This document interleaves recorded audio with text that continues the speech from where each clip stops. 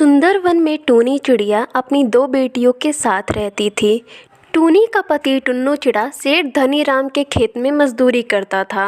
एक दिन टूनी चिड़िया अपने पति टुन्नू से कहती है, सेठ धनीराम के खेत में काम करते करते सारी उम्र निकल गई। आप कुछ नहीं कर पाए। दो दो बेटियां हैं, उनकी शादी कैसे होगी? मैं तो सोच सोच के परेशान हो जाती हूँ कि कैसे हम दोनों अपनी बेटियों की शादी करेंगे। तो मैं क्या करूं, तुम ही बताओ। अपनी जो थोड़ी सी खाली जमीन पड़ी है तुम उस पर खेती करो। आजकल टमाटर के दाम बहुत ज़्यादा हो गए हैं। ऐसा करो, तुम टमाटर के बीज डाल दो। अगर फसल हुई तो बाजार में बेचकर बहुत अच्छे पैसे मिलेंगे हम लोगों को।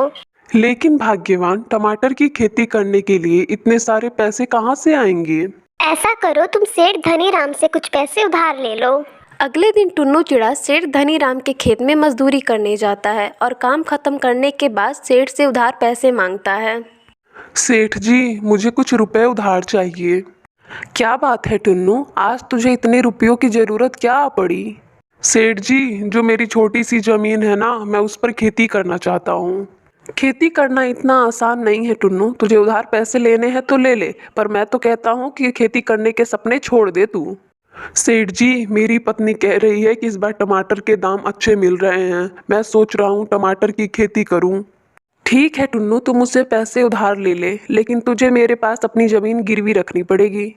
टुन्नू चिड़ा सेठ धनीराम से कुछ पैसे उधार लेता है और अपनी जमीन गिरवी रख देता है और उस पैसे से टमाटर के बीज खरीदकर अपने खेतों में डाल देता है। इसी तरह कुछ समय गुजर जाते हैं और टुन्नू के खेत में छोटे छोटे टमाटर के पौधे उगाते हैं।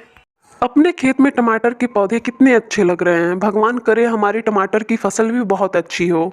तुम चिंता मत करो जी, सब अच्छा होगा। बस तुम बाजार से जाकर खाद ला दो, फिर देखना हमारे टमाटर कितने बड़े बड़े और लाल लाल होंगे। इसी तरह एक महीना बीत जाता है और टुन्नू के खेत में हर जगह लाल टमाटर ही दिखाई देते हैं। माँ, अगर पिताजी का भोजन तैयार हो गया हो तो मुझे दो, मैं उन्हें खेत में दे आऊंगी। चिंकी, मैं पिताजी को खेत में खाना देने जा रही हूँ, तू भी मेरे साथ चलेगी? हम दोनों मिलकर खूब टमाटर खाएंगे। हाँ दीदी, मैं भी चलूंगी आपके साथ, मुझे टमाटर बहुत अच्छे लगते हैं। दोनों बहनें खेत में पहुंचती हैं और अपने पिता को खाना देकर दोनों बहनें टमाटर खाने में लग जाती हैं। थोड़ी देर बाद टुन्नू चिड़ा अपनी बेटियों को आवाज लगाता है, टुनटुनी बेटा, अगर तुम लोगों ने टमाटर खा लिए हो तो टमाटर तुड़वाने में मेरी मदद कर दो। आज ही मुझे बाजार ले जाकर बेचना है। टुनटुनी और चिंकी दोनों मिलकर अपने पिता के साथ टमाटर तुड़वाती हैं। पिताजी, अब हम दोनों घर जा रहे हैं। टुन्नू चिड़ा टमाटर लेकर सब्जी मंडी जाता है और उन्हें अच्छे दामों में बेचता है। उसे बहुत अच्छे दाम मिलते हैं। वो खुशी खुशी अपने घर आता है। ये लो टूनी, आज बहुत अच्छी कमाई हुई है और मैं आज ही सेठ धनीराम का जाकर कर्जा चुका देता हूँ और अपना खेत छुड़ा लूंगा। फिर टुन्नू चिड़ा सेठ धनीराम से लिया हुआ कर्जा सारा चुका देता है और उनसे अपना खेत छुड़ा लेता है। अरे टुन्नू, तुमने तो मेरा कर्जा बहुत जल्दी चुका दिया। मुझे तो उम्मीद ही नहीं थी। सब ऊपर वाले की कृपा है सेठ जी, मैंने तो सिर्फ मेहनत की थी। इस तरह से टुन्नू चिड़ा टमाटर की खेती करके अपने परिवार के साथ खुशी खुशी अपना जीवन बिताने लगता है। ये कहानी हिमालय के जंगल की है। कौवे भैया, ठंड काफी बढ़ गई है, हो सकता है कल बर्फबारी हो जाए। हम सब पक्षी कल इसलिए इकट्ठा हुए थे ताकि हम लोग प्रवास की सलाह कर सके, लेकिन कल आप आए ही नहीं। आप हमेशा ऐसे क्यों रहते हैं? किसी से बात नहीं करते हैं, किसी से बनाकर नहीं रखते हैं। अगर किसी से बनाकर नहीं रखेंगे तो जिंदगी बहुत मुश्किल हो जाती है। टूनी, बात यह है कि मैं तुम सबसे ज़्यादा अक्लमंद हूँ और तुम सबसे बड़ा भी हूँ और मुझे अच्छे बुरे की पहचान है। मुझे हर रोज़ भाषण देने मत आया करो। जाओ यहाँ से, मुझे सोने दो। नहीं कालू भैया, मैं आपको अकेले नहीं छोड़ सकती। हम सब पक्षियों ने निर्णय लिया है कि हम लोग कल ही सुबह प्रवास कर जाएंगे पूरब जंगल की तरफ। उधर का मौसम बहुत ही अच्छा है। 3 महीने हम उधर ही गुजारेंगे। हम मेरी बात मान जाओ, चलो। तुम एक बार कहो या 100 बार कहो, मैं तुम्हारे साथ नहीं जाऊंगा। अब तुम यहाँ से जा सकती हो। फिर टूनी चिड़िया वहाँ से निराश होकर चली जाती है। छोटी और कमजोर चिड़िया, इसे क्या पता कि मैं कितना ताकतवर हूँ। ऐसी ठंडी मेरा कुछ नहीं बिगाड़ पाएगी। मेरे पंख बहुत मजबूत हैं। कालू कौवा बहुत ही ज्यादा घमंडी था। दोस्तों, कल सुबह हम लोग को निकलना है यहाँ से। सारे पक्षी सुबह में इकट्ठा हो जाना, कोई भी लेट मत करना। टूनी बहन, कालू कौवा नहीं जाएगा क्या हमारे साथ? वो तो कल सलाह करने भी नहीं आया था। मैं उसे गई थी समझाने, लेकिन वो हम लोग के साथ जाने के लिए तैयार ही नहीं है। लगता है कालू कौवा पागल हो गया है, वो तो बर्फबारी में 2 दिन भी जिंदा नहीं रह पाएगा। और फिर सारे पक्षी अपने अपने घर चले जाते हैं। माँ, मुझे बहुत ठंड लग रही है। तू मेरे पास आ जा बेटा, बस आज रात की बात है, कल सुबह ही हम लोग परावास कर जाएंगे। फिर वो माँ बेटी सो जाती हैं और सुबह हो जाती है। सारे पक्षी कहे के मुताबिक एक पेड़ पर इकट्ठा हो जाते हैं।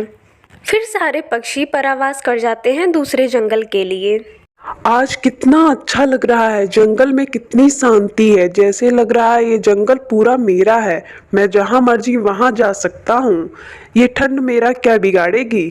फिर शाम हो जाती है और हल्की हल्की बर्फबारिश भी शुरू हो जाती है। वाह, कितना मजा आ रहा है। ये बर्फ तो ऐसा लग रहा है कि नरम नरम कपास गिर रही है। टूनी चिड़िया और उसके दोस्त शाम होने की वजह से एक पेड़ पर रुककर आराम करने लगते हैं। वो लोग वहीं पर रात बिताने की सोचते हैं। दूसरी तरफ कालू कौवा बर्फबारिश के मजे ले रहा था। तभी वहां पर एक पक्षी आता है। कौवे, मेरे झुंड के लोग पीछे आ रहे हैं। मैं थोड़ा पहले निकला था इसलिए पहले पहुंच गया था। हम लोग गर्म इलाके से आ रहे हैं। हम लोग गर्म इलाके में नहीं रह सकते हैं, ठंड इलाके में रह सकते हैं, इसलिए कुछ दिन हम लोग यहाँ पे गुजारेंगे। लेकिन कौवे भैया, तुम तो यहाँ ठंड से मर जाओगे। इस जंगल के सारे पक्षी परावास कर गए, तुम क्यों नहीं गए? क्योंकि मैं उन जैसा कमजोर नहीं हूँ, मैं बहुत ताकतवर हूँ। नहीं कौवे भैया, ठंड इस बार बहुत ज्यादा पड़ेगी और बर्फबारिश भी आज रात बहुत ज्यादा होगी। जाओ, यहाँ से चले जाओ। हर कोई मुझे ही भाषण देने आ जाता है। फिर वो पक्षी जाकर पास वाले पेड़ पर बैठ जाता है। बर्फबारिश हो रही थी। फिर तेज हवाएं चलने लगी। ठंडी में और बढ़ोतरी हो गई। कालू कौवा पहले तो मज़े ले रहा था ठंड के, फिर उसके बाद वो बहुत तेज कांपने लगता है। कालू कौवे का दिमाग ठंडा पड़ जाता है और कालू कौवे का शरीर जमने लगता है। वो अपने पंख फड़फड़ाने लगता है जिससे कि उसका शरीर गर्म रहे, लेकिन उसके पंख भी साथ छोड़ देते हैं। वो एकदम जमकर गिर जाता है। पास में जो दूसरा पक्षी था वो जल्दी से कालू कौवे के पास आता है और उसके ऊपर बैठ जाता है, अपने शरीर की गर्मी देने लगता है। फिर कालू कौवे को थोड़ा सुकून मिलता है और सुबह हो जाती है। मैं जिंदा हूँ, मुझे तो विश्वास नहीं हो रहा है। हाँ कौवे भैया, आप जिंदा हो। तुम्हारा बहुत बहुत धन्यवाद। अगर तुम ना होते तो शायद आज मैं जिंदा भी ना होता। मैं आज यहाँ से जा रहा हूँ अपने परिवार को बताने कि यहाँ पर बर्फबारी शुरू हो गई है, ताकि हम लोग यहाँ पर कुछ दिनों के लिए आ जाएं। कौवे भैया, लेकिन तुम यहाँ से चले जाओ। हम तो सर्दी के मौसम के पक्षी हैं, हमें ठंड में रहने की आदत है, पर तुम यहाँ से चले जाओ। हाँ अजनबी पक्षी, मुझे सबकी बात मान लेनी चाहिए थी और परावास कर जाना चाहिए था। मैं अब यहाँ से जा रहा हूँ, मुझे रास्ते का अच्छे से पता है। मेरे साथी सब अभी ज़्यादा दूर नहीं गए होंगे, वो सब रास्ते में ही होंगे। मैं भी जा रहा हूँ, मैं उन लोगों को ढूंढ लूँगा। फिर कालू कौवा वहाँ से चला जाता है। वो बहुत तेज उड़ता है और तभी उसकी नज़र नीचे जंगल में पड़ती है। कुछ पक्षी वहाँ पर थे तो जल्दी से उनके पास जाता है। पेड़ के पीछे छुपकर उन लोगों को सरप्राइज देता है। सरप्राइज, मैं आ गया। सारे पक्षी कालू कौवे को देखकर हैरान हो जाते हैं। अच्छा हुआ कालू भैया, आप आ गए। फिर सब मिलकर दूसरे जंगल चले जाते हैं और खुशी खुशी रहने लगते हैं।